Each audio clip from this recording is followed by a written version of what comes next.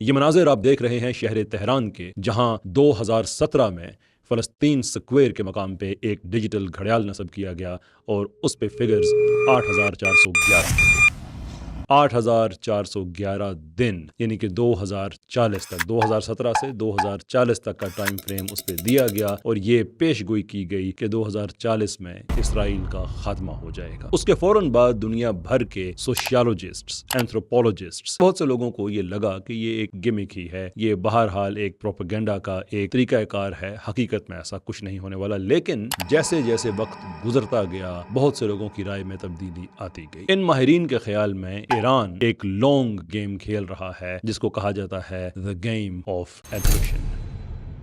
Iteration انگریزی زبان کا لفظ ہے obviously، اور اس کا مطلب یہ ہے کہ پروگریسولی، آہستہ آہستہ کسی کی طاقت میں کمی کرنا۔ ان ماہرین کے مطابق ایران در حقیقت اسرائیل کے خلاف یہ گیم کھیل رہا ہے۔